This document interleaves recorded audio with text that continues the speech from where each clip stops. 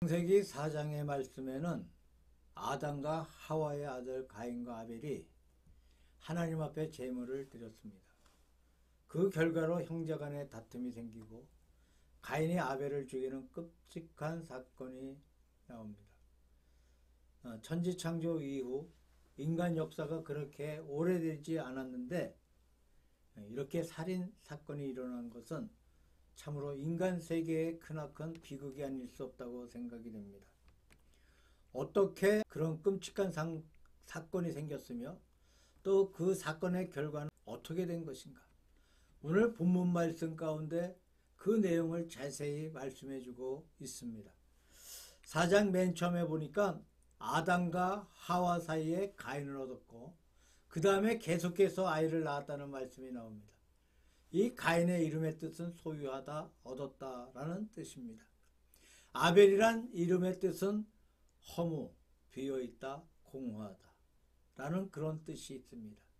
어머니의 간절한 소원이 큰 아들에 의해서 사라지기 시작했다는 것을 뜻하는 이름입니다. 이렇게 가인과 아벨은 날 때부터 전혀 정반대의 성격을 가지고 자라나서 정반대의 생활을 보냈어요. 자, 가인은 농사하는 사람이 되고 아벨은 양치는 목자가 되었습니다.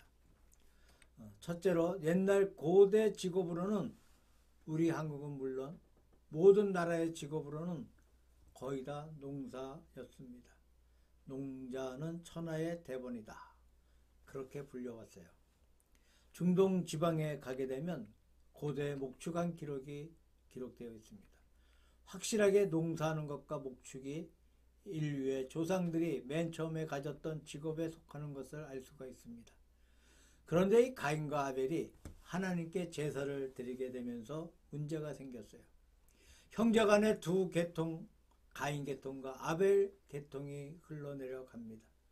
범죄한 아담의 자손 가운데 이렇게 두 가지 부류가 흘러서 가인 계통이 나오고 아벨 계통이 나오는데, 가인 계통은 세속적인 계통으로 세속적으로 발전하는 그러한 계통이라고 할 수 있고, 아벨은 하나님을 바라보는 신앙적인 계통입니다.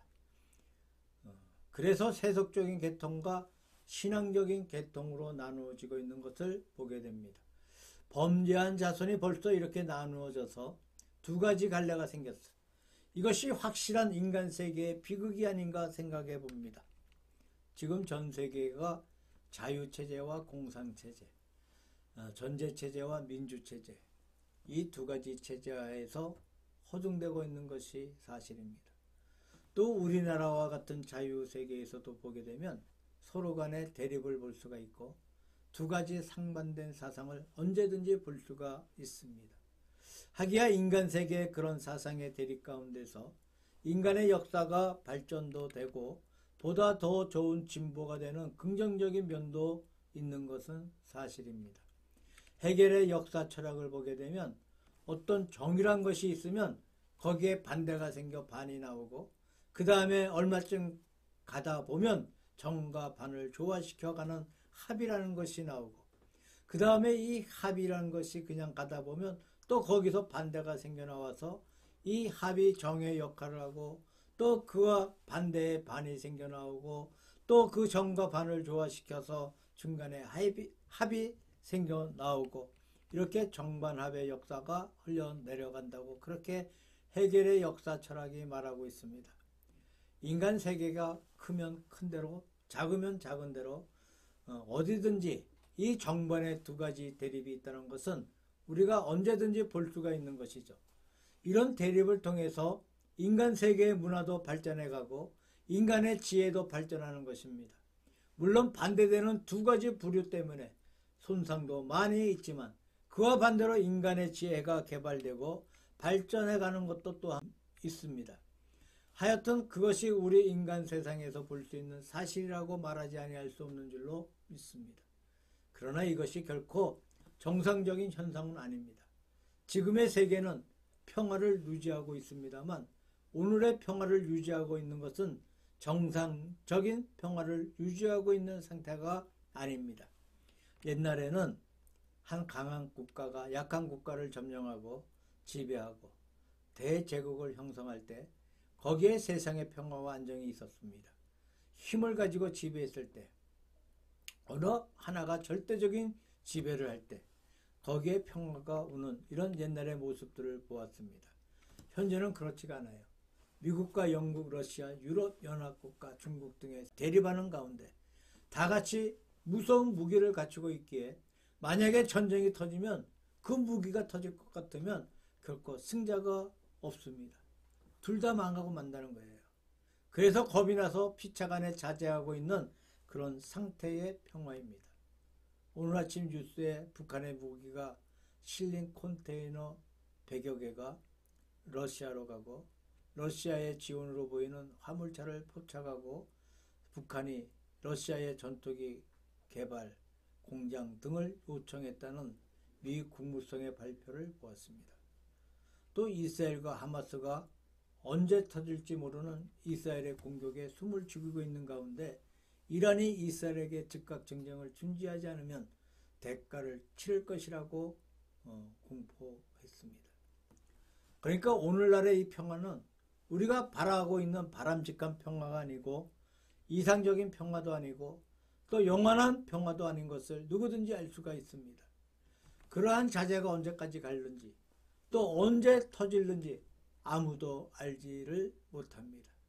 또 이상적인 평화라고 할 수는 없습니다. 이제 북한까지 핵무기를 개발해서 자유세계를 위협하고 있습니다. 하여튼 그것은 정상적인 사실이 아니고 이상적인 사실이라는 겁니다. 왜 그런 것입니까? 이렇게 두 가지 대립이 왜 이 땅 위에 있는 것인가? 오늘 성경 말씀 가운데 보니까 범죄한 인간의 후회 가운데 이 두 가지 부류가 흘러내려왔다는 사실을 오늘 본문 가운데 말씀하고 있습니다. 만약에 아담이 범죄한 에덴 동산의 비극이 없었던들 그 자손 가운데 두 가지 부류가 흘러내려오지 않았다고 믿습니다. 그냥 에덴 동산을 지키게 되고 그냥 낙원의 생활을 보내게 되고 아무런 만족감 없는 영원하신 하나님의 나라와 같은 에덴을 유지해 나갔던들 거기에 가인 계통도 없을 것이고 아벨 계통도 없었을 것이고 그러한 파가 없었을 것이라는 사실을 알 수가 있습니다. 그러니까 두 가지 파라는 우리의 조상 아담과 하와가 죄를 지은 세상에 있는 비정상적인 사건입니다. 다시 말씀드리면 이것이 항구적인 현상이 아니고 임시적인 현상이라고 그렇게 말씀드릴 수가 있습니다. 두 번째로 오늘 본문 가운데 보게 되니까 두 사람이 제사를 드렸는데 하나님께서 가인의 제사를 받지 아니하시고 아벨의 제사를 받으셨다는 말씀이 나옵니다. 히브리서 11장 4절에 보게 되니까 아벨의 제사는 믿음의 제사였다고 말씀하고 있어요. 그래서 아벨의 제사를 받으시고 가인의 제사는 믿음의 제사가 아니니까 받지 아니하셨다는 해석이 나오고 있습니다. 자, 히브리서 11장에는 구약에 있는 성도들의 위대한 신앙을 열거하고 있습니다. 신앙은 같은 신앙이지만 일은 다 달라요. 아벨은 믿음으로 제물을 드렸습니다. 노아는 믿음으로 방주를 준비했습니다. 아브라함은 믿음으로 갈 바를 알지 못하고 약속의 땅을 향해 갔습니다. 하여튼 믿음의 이 행동은 다 달랐어요. 같은 믿음이 모든 국면을 맞이해서 각각 다르게 나타났습니다만 그런 예 가운데 맨 처음 나온 예가 바로 아벨입니다. 그런 의미에서 아벨은 신앙의 조상이라고 할 수 있는 것이죠.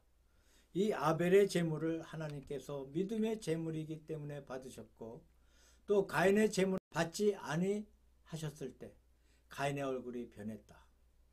다시 말해서 가인이 대단히 노여했다는 말씀이 나옵니다. 왜 화가 난 것입니까? 가인이 생각하기에는 자기의 제물이 훨씬 월등하게 더 좋은데 하나님께서 자기의 제물을 받으셔야 마땅한데 자기의 제물을 받지 아니하시고 자기 아우의 제물은 아무리 보아도 나의 제물에 비해서 아주 훨씬 못한 것인데 받으셨으니까 무엇이 잘못되었다고 생각해서 그러한 불만에서 얼굴색이 변한 것이 확실합니다. 그렇다면 무슨 말입니까? 가인이 드린 농작물은 사람의 가치로서 판단해 볼 때 훨씬 더 귀한 그러한 재물이었습니다. 값을 매긴다면 아벨이 바쳤던 양보다도 아마 한 10배, 20배나 더 비싸고 많은 그런 재물을 바쳤고, 아벨은 초라한 양새끼 한 마리를 바쳤는데 그 값은 가인이 바친 재물에 비하면 어림도 없습니다. 그러면 자기의 재물이 훨씬 더 값지고 많다는 얘기입니다. 훨씬 훌륭하고 더 많은데, 그러면 자기의 재물을 환영해 주시고 받아 주셔야 하는데 더 좋고 많은 자기의 재물을 받지 아니하시고 별거 아닌 아주 작은 아벨의 재물을 받으시니까, 그래서 가인이 화가 나고 분노했다고 그렇게 볼 수가 있습니다. 다시 말씀드리면 우리 인간들의 안목으로 볼 때 가인의 재물이 더 값비싼 재물이었습니다. 아벨의 재물은 값이 약한 재물이었어요. 그러나 가인의 재물은 믿음의 재물이 아니고 자기의 재산을 뽐내는 재물이었고, 아벨의 재물은 믿음의 재물이었다는 말입니다. 왜 믿음의 재물인가요? 아벨은 양을 바쳤다고 말씀하고 있습니다.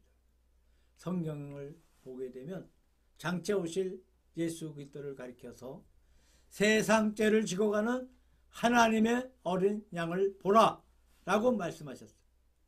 예수님을 성경에서는 양으로 표시하고 있습니다.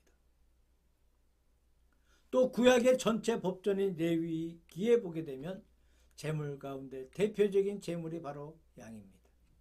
물론 소도 있고 비둘기도 있고 여러 가지가 많습니다만 양이 모든 재물의 대표적인 재물이었어요. 이스라엘 백성을 위한 속죄의 재물도 바로 양이었습니다. 유월절 양도 바로 양의 재물이었습니다. 그러니까 양은 구약 재물의 대표이고 장차 오실 예수 그리스도의 그림자가 되었습니다. 그러면 아벨이 이 양을 바치면서 장차 오실 예수 그리스도를 멀리 바라보면서 바친 줄로 믿습니다. 우리 신약의 믿음과 구약의 믿음의 차이점이 무엇인가 하면, 신약의 믿음은 이미 오신 예수 그리스도를 믿는 것입니다. 하나님의 아들이시고 우리를 위해서 대속해 주셨고 장차 재림하실 주님으로서 사도신경에 있는 그대로 그런 내용을 가지고 예수님을 믿습니다. 구약의 믿음은 무엇입니까? 미래에 오실 메시아 구세주를 멀리 바라보면서 믿었어요. 이미 오신 주님이 아니고 장차 오실 메시아를 멀리서 대망했습니다. 그러니까 구약의 믿음은 신약에 비하면 아주 부족했어요. 너무너무 희미합니다. 우리가 현재 아는 것처럼 명백하게 알고 믿은 것이 아니라는 겁니다. 그러나 하나님께서 그러한 희미하고 약했던 구약의 믿음이었습니다만 그 믿음을 믿음으로 인정하시고 받아주셨어요. 이것이 히브리서 11장에 기록되고 있는 내용입니다. 무엇으로 했다? 믿음을 무엇을 했다? 믿음으로 무엇을 했다? 그것을 다 믿음의 행위로 간주하고 받아주신 사실입니다. 요한계시록 4장에 보게 되면 하나님의 나라에서 하나님의 보좌가 있고 거기에 어린 양 예수 그리스도가 있는데 보좌 주위에 24장로가 둘러서서 하나님 앞에 경배하는 모습이 기록되어 있습니다.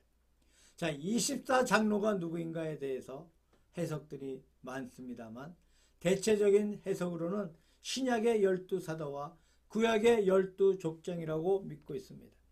그러면 신약의 12사도는 신약의 모든 성도의 대표야.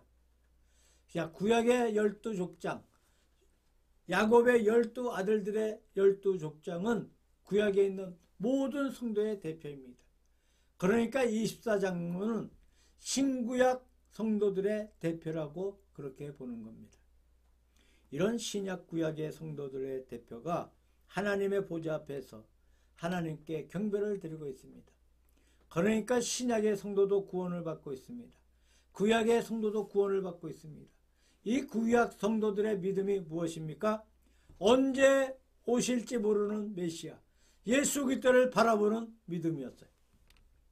여기 최초의 메시아를 바라보는 믿음의 제사가 기록되어 있는데 아벨이 드렸던 양은 장차 오실 메시아를 멀리서 바라보면서 드렸던 믿음의 제물이었습니다. 그래서 하나님께서 그것을 받으셨어요. 그것이 세상의 시장 가격으로 친다면 값이 얼마든 관계가 없습니다. 예수님께서 부자가 바치는 많은 돈보다는 과부가 드렸던 엽전 돈입이 더 크다고 말씀하셨어요.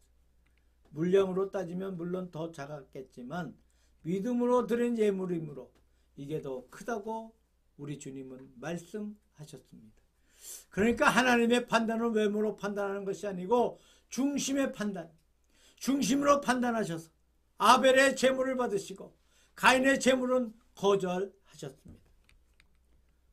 여기서 우리가 한 가지 느낄 수 있는 것은 가인과 아벨이 제단을 쌓고 제물을 드렸다는 기록은 성경 말씀 가운데 제단을 쌓고 하나님 앞에 제사를 드렸다고 하는 기록의 맨 처음 효시에 속합니다. 맨 처음에 있어요.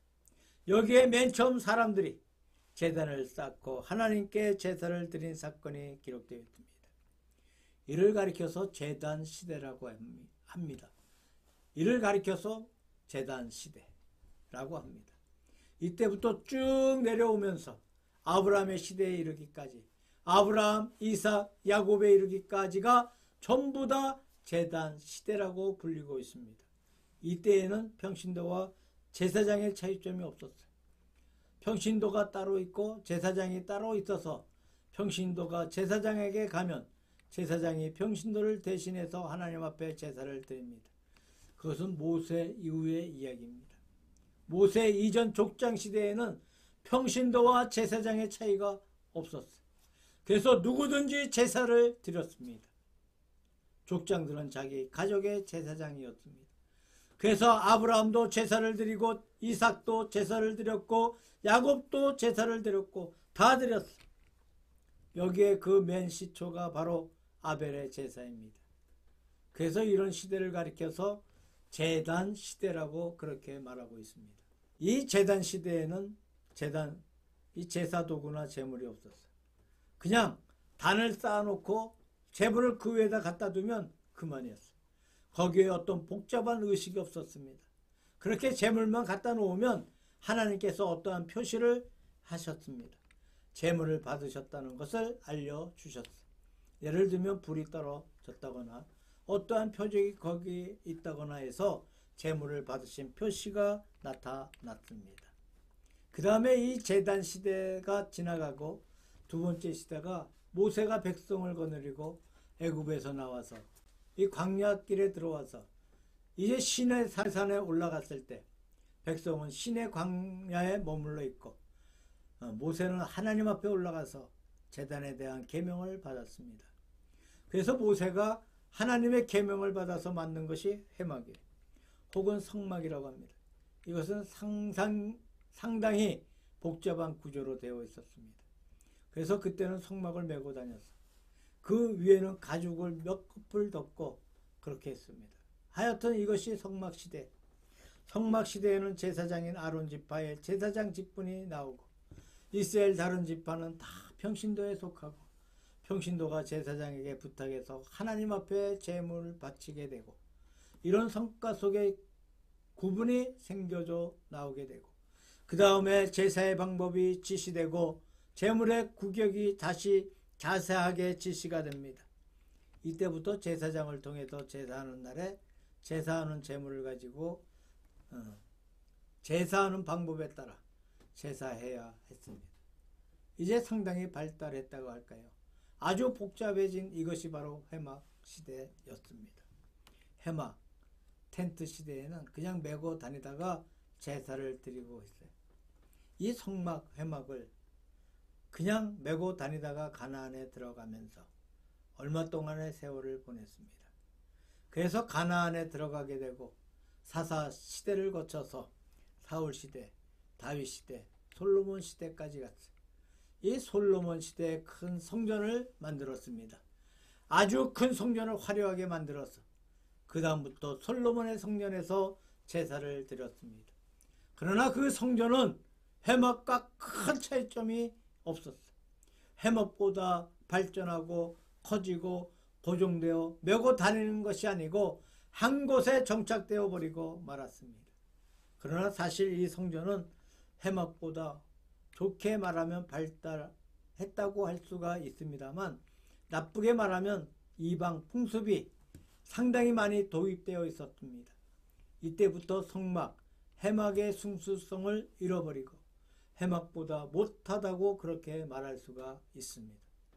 자, 솔로몬의 성전은 대략 주전 1000년경에 만들어진 것인데, 주전 586년에 바벨론에 그만 예루살렘이 함락될 때 파괴되어 버렸습니다.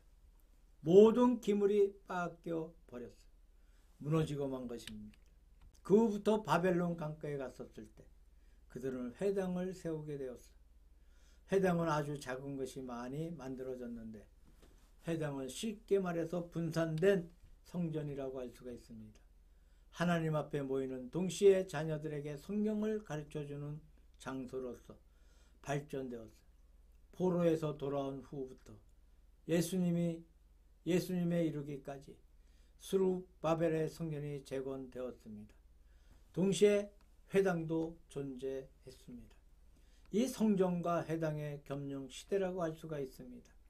그때 예수님께서 오신 것이죠. 그리고 오순절에 성령께서 강림하시고 교회가 설립되었습니다. 그러면 간단히 말씀을 드린다면, 제단 시대가 있었고 회막 시대가 있었고 성전 시대가 있었고 회당 시대가 있었고 성전과 회당의 겸용 시대가 있었고 그 다음에 교회 시대가 도래하게 되었습니다. 그런데 이렇게 복잡한 과정의 변천이 있었습니다만, 그 중심이 무엇이었습니까? 제사를 드린다는 거예요. 회막에서도 제사를 드렸어요. 솔로몬의 성전도 제사를 드렸어요. 현재 우리는 하나님 앞에 예배를 드리고 있습니다. 이것이 바로 현재 우리의 제사입니다. 이것이 교회의 중심적인 부분입니다. 그 모습이야 어떻든 이것이 가장 중요한 부분입니다. 그 중심적인 부분은 어떻게 해야 하는 것입니까? 두 가지 형이 있습니다. 가인 형이 있고 아벨 형이 있다는 말씀입니다. 가인 형이란 것은 사람 보기에 화려한 그러한 모습입니다. 많은 사람을 상대로 하고 있고 사람들에게 보기 위해 하고 있고 사람이 볼 때 굉장한 예배를 드리고 있는데, 하나님 앞에 연락되는 것은 아니라는 말입니다. 그와 반대인 아벨 형이 있는데, 사람이 볼 때 가인 형에 비해서 너무너무 초라한 것입니다. 하지만 참된 믿음의 제사를 드리고 하나님 앞에 상달되는 예배를 드리고 있습니다. 이것은 우리가 큰 재물을 드렸다거나 외적으로 큰 것이 무조건 나쁘다고 말하는 것은 아닙니다. 그것이 문제가 될 수 없다는 얘기입니다. 더 큰 문제는 우리의 중심에 있는가, 믿음의 재물인가 하는 사실이에요. 이래서 가인의 재물은 하나님께서 받아주지 아니하시고 아벨의 재물은 받아주셨습니다. 세 번째로 최초의 살인과 그 결과를 말씀드리려고 합니다. 가인이 아벨을 죽였어요. 학교에서 시험을 쳤습니다. 한 학생이 시험을 잘 쳐서 100점을 맞았어요. 한 학생이 시험 문제를 다 틀려서 빵점을 맞았어요. 자, 그러면 이 빵점 맞은 학생이 해야 할 일이 무엇이겠습니까? 내가 무엇 때문에 시험이 왜 이렇게 틀린 것인가를 조사해 보고 어떠한 것이 틀렸던가 거기에 잘못된 점을 발견하고 고쳐야 되는 것입니다. 시험이라는 것이 잘 쳤을 때보다 못 친 것이 내게 더 유익할 때가 많습니다. 잘 치면 잘 됐다 한번 좋아하고는 잊어버려. 그런데 시험을 잘못 치게 되면 내 마음이 원통하니까 한 번 더 자세히 보게 되고 잊지를 않습니다. 자기 마음에 기억하고 있습니다. 그래서 시험을 잘 치면 그 다음에 잊어버릴 수가 있습니다만, 잘못 쳐서 그때 잘못한 점을 알아낸 사람은 다음에 잊지를 않아요. 오히려 자기 발전에 더 유익할 수가 있다는 말입니다. 하나님께서 아벨의 제물은 100점을 주시고 가인의 제물은 0점을 주셨습니다. 가인이 해야 할 일이 무엇이겠습니까? 왜 내 제물이 0점 맞은 것인가?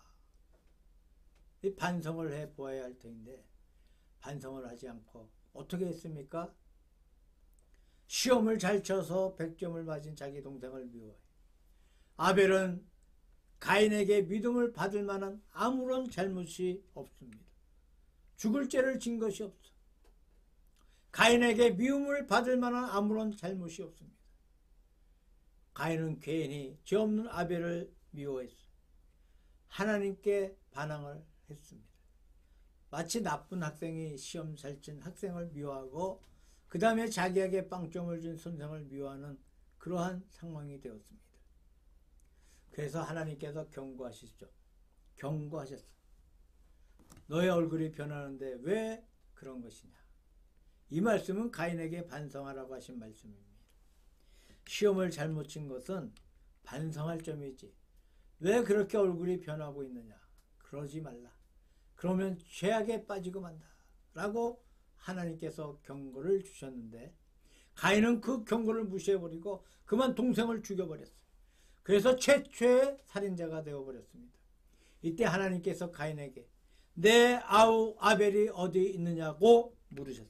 창세기 3장에 보게 되면 하나님께서 아담에게 물으신 말씀 가운데 창세기 3장 9절에 여호와께서 아담을 부르시되 내가 어디 있느냐? 아담아 내가 어디 있느냐? 라고 부르셨어요.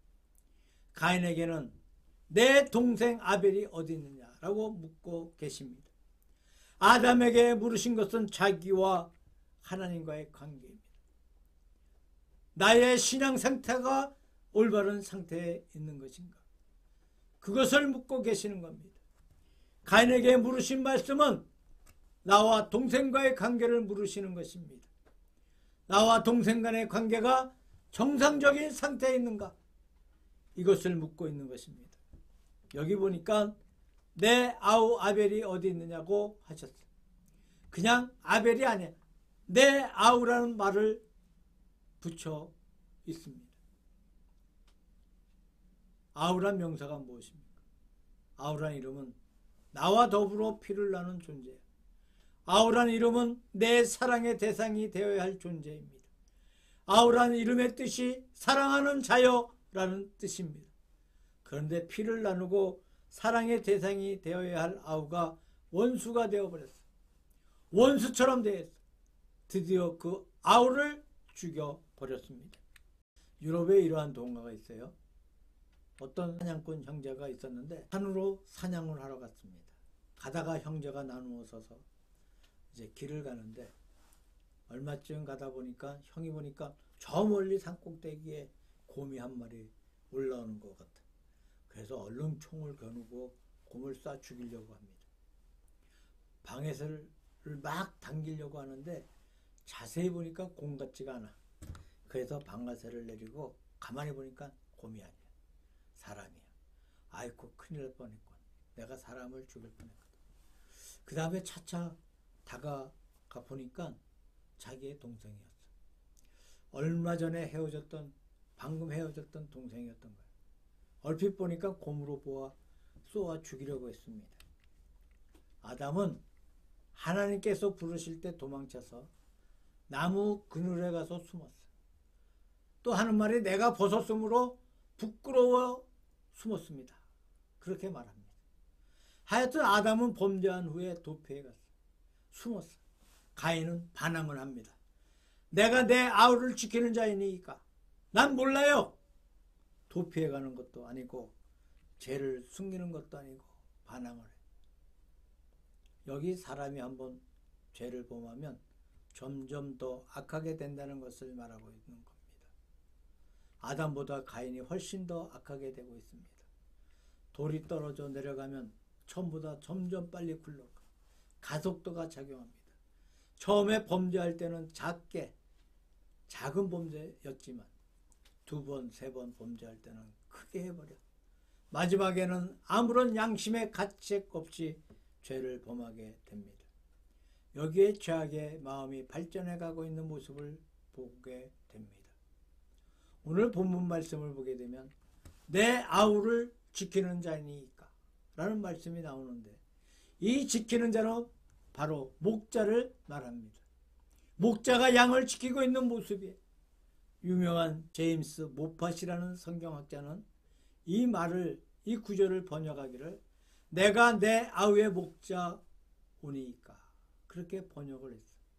자, 이 말씀이 무엇인가 하니까 가인은 농부야. 그래서 목자인 아벨을 무시합니다. 옛날에 중동에서는 목자를 무시하는 그런 풍습이 있었다고 합니다.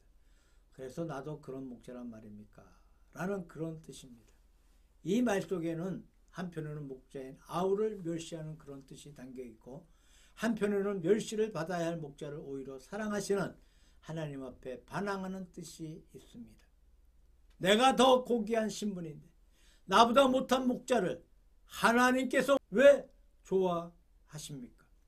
한편으로는 동생을 멸시하고 한편으로는 하나님 앞에 반항하는 반항심을 볼 수가 있어요. 하여튼 가인은 점점 완고에 졌습니다. 아담은 단순히 도피해 갔는데 자기 죄를 감추려고 했는데, 가인은 더 반항을 하는 그러한 자세를 취하고 있어요. 여기에 가인이 악독해지고 있는 모습을 보게 됩니다. 그 다음 결과를 보게 되면 하나님께서 가인의 이마에 표를 주시고 아무도 가인을 해치지 못하게 하시고 땅에 유리하게 하셨다고 하는 그러한 말씀이 있습니다. 만나는 자마다 가인을 죽이지 못하게 해주셨다는 말씀이 나오는데, 여기에 흔히 성경의 질문 가운데 이런 말씀이 있어요. 가인을 죽이려는 자가 누구냐? 만나는 자가 그를 죽인다라고 했는데, 만나는 자가 누구냐? 아담과 가인과 아벨 외에 또 한 족속이 있었단 말인가? 그렇게 묻는 분들이 종종 있어요. 그뿐만 아니라 4장 16절에 보게 되면 가인이 에덴 동편으로 가고 17절에 아내와 동침하니라고 했는데, 가인의 아내가 누구인가? 라는 그러한 질문을 받습니다. 여기에 가인을 만나면 죽이려고 한다는 사람은 다름 아닌 가인의 동생들이에요. 또 가인의 아내 역시 가인의 누이 동생입니다. 무슨 말이냐 하면, 사실 본문 가운데 가인과 아벨의 사건이 나오지만은 아담과 하하가 낳은 자녀가 가인과 아벨만 낳은 것이 아니야. 이들은 900년을 살았다고 합니다. 맨 처음에 100세쯤 되어서 아들을 낳고, 이 900년을 살았으니까 한 800년 동안 자녀를 낳았으니까 얼마나 많이 낳았겠어. 자녀가 자녀를 낳고 또 낳고 또 낳고 800년 동안 많은 자녀를 낳았다고 믿습니다. 뭐예요? 이들은 전부 친척이야, 한 형제야. 단순히 이름이 나와 있는 것은 어떤 사건이 있기에 이름이 나와 있는 것뿐이지, 사건이 없는 사람은 이름이 나와 있지 않습니다. 또 그 시대에는 근친 혼사가 문제가 되지 않았어요. 그러니까 가인의 아내는 바로 가인의 동생이고, 만나는 사람 역시 가인과 아벨 형제라고 보면 되겠습니다. 하여튼 이렇게 아벨을 죽인 가인은 나쁘다는 그런 생각을 가지고 공동으로 공세를 취하는 때이니까 그들에게 맞아 죽지 않도록, 미움을 받지 않도록 그를 보호해 주기 위해서 이마에 표를 주셨습니다. 이 말씀 가운데 몇 가지 뜻이 있는데, 사람의 죄를 보복해서 죽일 수 있는 것은 하나님만이 하실 수 있다는 겁니다. 아무리 가인이 나쁘다고 해도 다른 사람이 그를 쳐서 죽이는 것은 하나님께서 막으셨다는 거예요. 그를 쳐서 죽이는 것은 하나님께서 막으셨어요. 사람을 벌할 수 있는 분은 하나님이시. 죄를 지은 사람에게 벌을 내리고 그를 멸망시키는 것은 하나님만이 하실 일이지 사람이 할 일이 아니다라는 그 사실을 먼저 볼 수가 있습니다. 두 번째로 볼 수 있는 것은 죄를 지은 자는 유리한다는 사실이에요. 유리. 한 군데 정착해 있지 못하고 헤매고 다니고 있어요. 사람은 이 방랑하는, 유랑하는 성격이 있어요. 베드로전서 2장 11절에 나그네와 행인 같은 너희를 권하노니라고 말씀하고 있습니다. 자, 사람의 속에는 방랑벽이 있어. 사람은 참으로 여행을 좋아해.